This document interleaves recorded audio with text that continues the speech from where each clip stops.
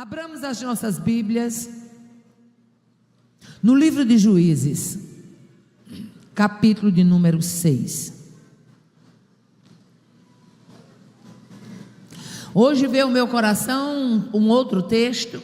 Eu ia falar uma outra mensagem, mas hoje de tarde Deus me deu isso aqui. Juízes capítulo 6, o versículo de número 34, apenas a primeira parte deste versículo, 6:34. Então o Espírito do Senhor revestiu a Gideão, o qual tocou a buzina. Aleluia. Quantos podem dizer glória a Deus? Então o Espírito do Senhor revestiu a Gideão, o qual tocou a buzina. Aleluia. Você crê que quando o Espírito de Deus nos reveste, a gente toca a buzina? Oh, aleluia.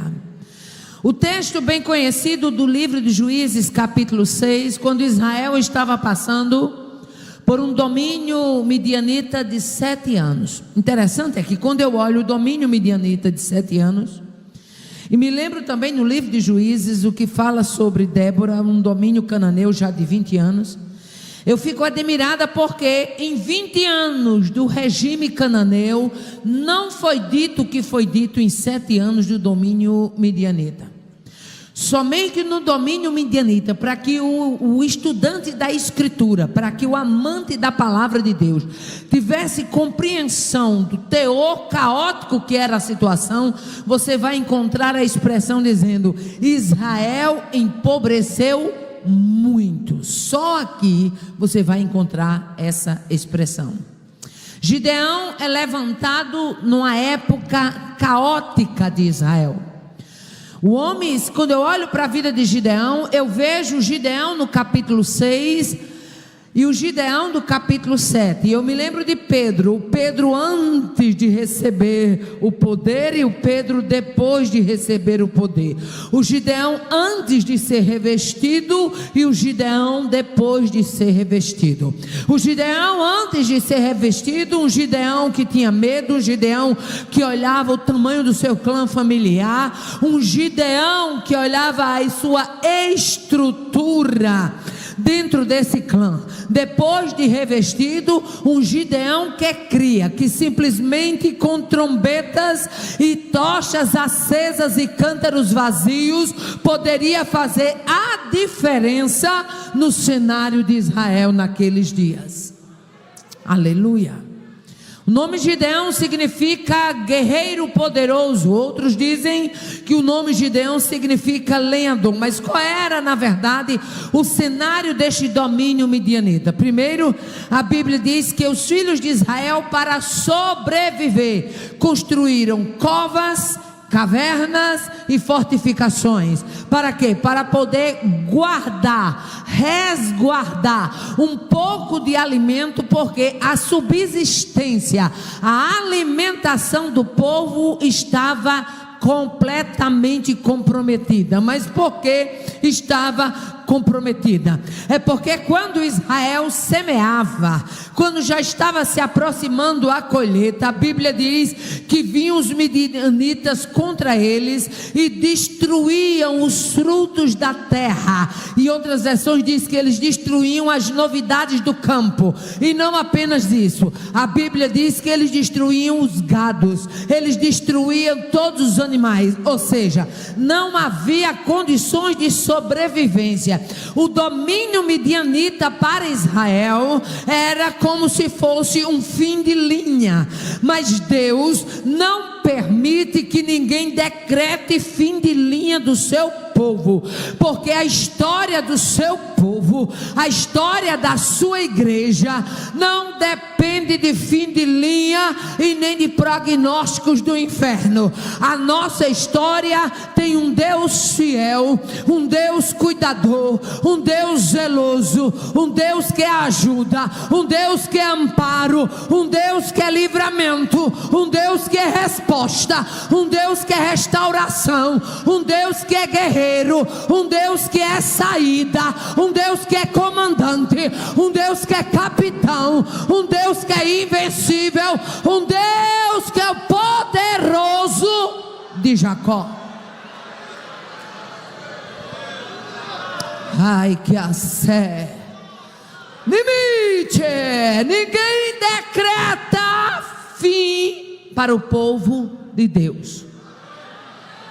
A expressão o povo de Deus tem dono não é bafo de boca, não. Pode encher o peito e dizer: o povo de Deus tem dono.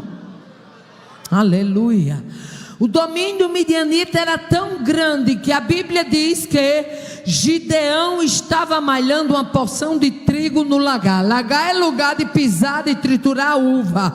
Aleluia. O trigo era para estar na eira. Eira é lugar de secar trigo. Mas a situação era tão terrível que o pocinho do lagar virou local de malhar pequenas porções do trigo. Este era o cenário. Aleluia. Você vai ver que a Bíblia diz, aleluia, que esse cenário levou Israel a clamar. Sabe por que é que Deus aperta parafuso de crente? É porque tem crente que quando chega a pandemia como eu, quer logo sombra e água fresca.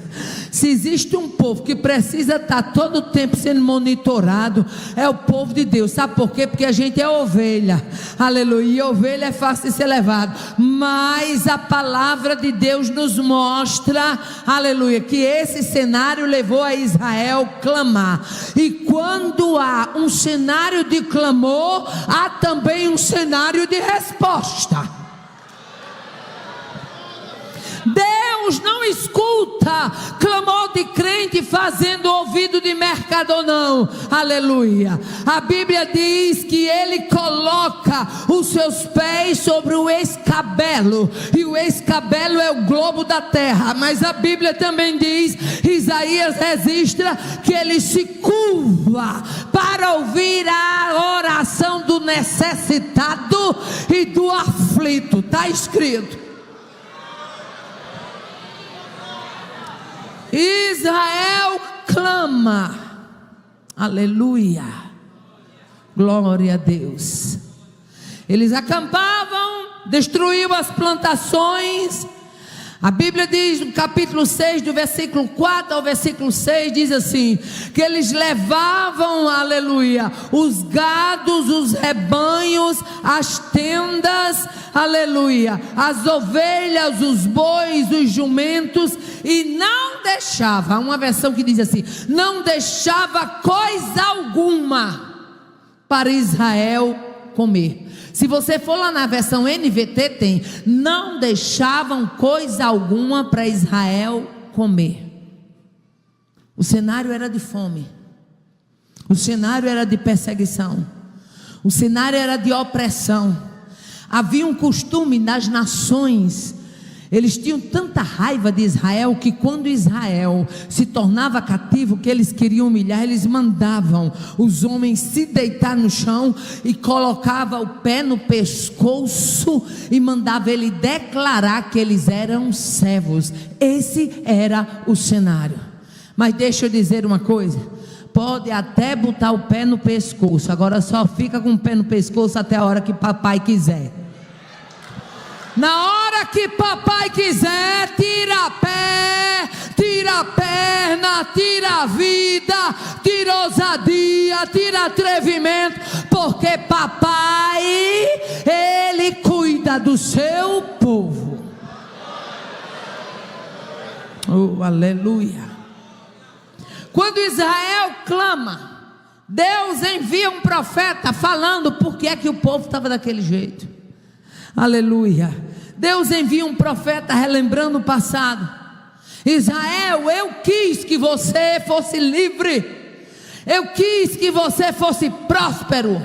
E no capítulo 6 e versículo 8 diz o profeta: assim diz o Senhor, o Deus de Israel: eu vos tirei do Egito e vos livrei da casa da servidão. Quem tirou você de lá de trás fui eu, e eu não vou deixar você ficar em cativeiro. Oh, aleluia. Deus se agrada e quer o seu povo livre. Por quê? Porque opressor é Satanás. Deus é Deus que nos dá em Cristo a liberdade conquistada na cruz do Calvário. Israel estava debaixo do domínio midianita porque não soube se comportar como crente na terra que Deus havia dado. Aí sempre que você perde o rumo, Deus dá uma lapiada assim, que é para você sair meio zonzo por umas horas. Mas depois você acerta o passo e você começa a caminhar direito. Pensa que o camarada fica alinheiro. Aí às vezes você não entende, tem crente na prova, às vezes você diz assim, coitadinho, às vezes foi só uma mãozadinha de Deus para poder ele acertar a cachola e caminhar direito, porque Deus quer o seu povo caminhando em retidão, Deus quer o seu povo caminhando em justiça. Vocês estão nessa situação porque vocês deixaram chegar até aqui. Mas eu sou o Senhor que tirei vocês lá do Egito, da casa da servidão. Aleluia. Tu já imaginou quantas vezes Deus tirou Israel de situações de opressão e Israel se metia de novo? A Bíblia, se você começar a ler o livro de Juízes, você vai ver que a Bíblia diz assim: e eles tornaram a fazer o que era mal aos olhos do Senhor, e o Senhor os entregou. Sempre que eles tornavam a fazer o que era mal aos olhos do Senhor, Deus os entregava novamente para debaixo de cativeiro. Sabe por quê, meu filho? Porque papai não é, o nosso Deus não é um papaizinho que o menino está fazendo. O pai de hoje, não compare Deus com ele não, viu? O pai de hoje é os meninos fazendo pirueta e ele atrás tem um pingo de moral para o filho atrás do menino. Não, papai do céu não é assim não, Deus não é assim não. Deus fala, a Bíblia diz que Ele fala, vento e mar lhe obedecem. Aleluia. O profeta Isaías diz assim: a voz do Senhor é poderosa. O salmista lá no Salmo 29 diz: a voz do Senhor despedaça cedros do Líbano, a voz do Senhor separa labaredas do fogo, a voz do Senhor desnuda as brenhas da rocha, a voz do Senhor faz parir as servas, a voz do Senhor é majestosa. Você veio adorar ao Deus que fala de forma majestosa.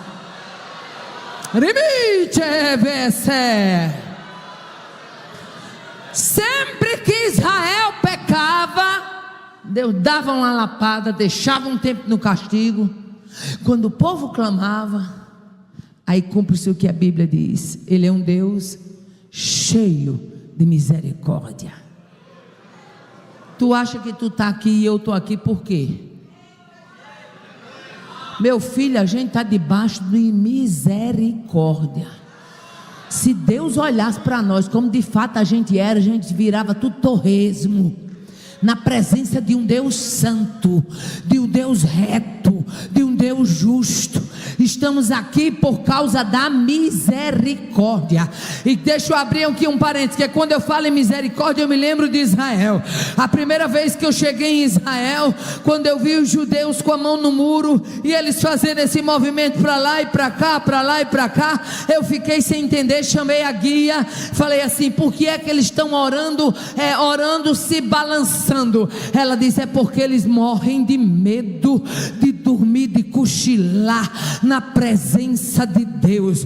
Então eles fazem esse movimento com medo de cochilar. Aí quando eu vi aquilo, eu me lembrei da graça, a graça que chegou em Mossoró, a graça que chegou na Calcaia, a graça que chegou pelo Calvário. a graça que alcançou o mais vil pecador, a graça que o Pai deixa o Filho dormir nos seus braços, a graça que mesmo nós não merecendo, ela nos abraça, ela nos acolhe, ela nos chama, ela nos atrai ao amado da nossa alma.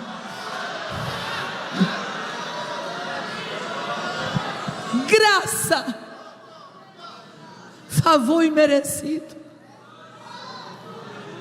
Oh, aleluia. Se você imaginasse a graça que lhe cerca, você já entrava por essas portas chorando, você já entrava por essas portas agradecendo, agradecendo a salvação, agradecendo o cuidado, agradecendo a vestimenta, agradecendo o perdão, agradecendo a roupa, agradecendo até a porta que foi fechada. Eu dou, Israel clama, e a Bíblia diz que Ele é o Deus de toda graça. O Deus de toda graça, aleluia. Relembra que havia tirado Israel do Egito, mas não fica só nisso. O Deus de toda graça envia o anjo para ver Gideão debaixo do cavalo que estava em Ofra. Oh, aleluia. A garantia da presença é manifesta em Juízes 6:12, quando a Bíblia diz: então o anjo do Senhor lhe apareceu e disse: o Senhor é contigo, varão valoroso. Imagine o que é você estar na prova, você estar no deserto como estava Gideão. Tudo parecia dar errado, porta cerrada, alimento comprometido, e de repente o anjo dizer: o Senhor é contigo, varão valoroso. Escute, tudo que um crente precisa saber na hora da prova é quem está do lado dele. Eu vou repetir para que você entenda o que Deus está tratando conosco. Tudo que um crente precisa saber na hora da prova é saber quem está do seu lado. E se Deus dá garantia da presença, então não se preocupe, porque o inferno com certeza vai engatar a marcha ré. Não se preocupe, porque o que está cerrado com certeza se abrirá. Não se preocupe, porque o Deus da maravilha vai entrar em cena.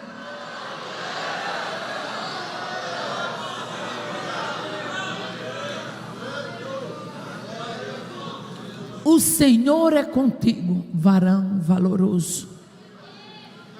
Para quem estava se achando mais quebrado do que arroz terceira, isso é muita coisa. Para quem estava se achando desamparado, isso era muita coisa. Você vai ver que o sentimento era de desamparo. Você vai encontrar eles dizendo: o Senhor nos desamparou. O próprio Gideão diz assim: se o Senhor é conosco, o que nos foi feito de todos os feitos extraordinários que nossos pais nos contaram?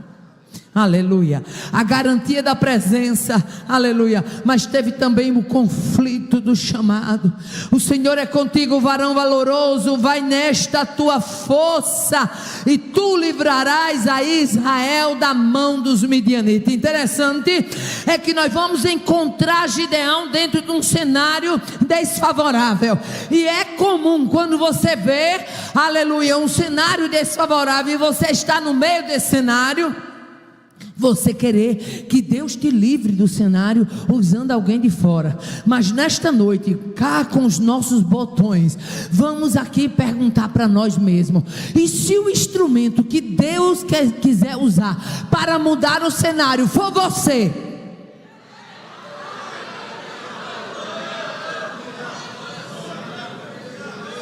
Oh, aleluia. E se o instrumento para mudar a história é você lá dentro da sua casa, dentro da sua parentela, A irmã Aparecida, um dia eu me lembro de uma irmã, deixa eu abrir esse parênteses, ela chegou para mim e disse: minha irmã, eu vivo numa situação assim dentro da minha casa, e eu queria que a senhora fosse lá visitar para pregar lá. Eu disse: a pregadora de lá não sou eu, irmã, a pregadora de lá é você. Você é o instrumento que Deus quer levantar nesse cenário sombrio. Ela entendeu. Oh, aleluia. Gideão entra em conflito e diz: se o Senhor é conosco, por que nos sobreveio tudo isso? Aleluia. Se o Senhor é conosco, por que isto nos aconteceu? Parece até que o Senhor nos desamparou. Escute, quando Deus lhe permitir entrar numa moinha, você pode pensar muita coisa, mas você não pode dar ibope para o inferno. Eu vou repetir, porque Deus está me dando graça e autoridade para isso. Quando Deus permitir você entrar numa moinha, numa prova, num vale, no deserto, no Egito, você pode pensar muita coisa, mas você não pode dar ibope para o inferno.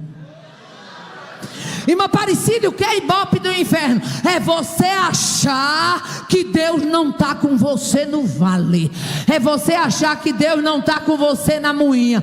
Tudo que Satanás quer, e o que dá combustível para ele, e o que dá a ele força para guerrear as pelejas infernais, é fazer você crer que Deus não está do teu lado, é fazer você crer que Deus te desamparou. Nesta noite eu recebo graça e autoridade do céu para dizer: cenário improvável não quer dizer que Deus desamparou. Cenário improvável é preparação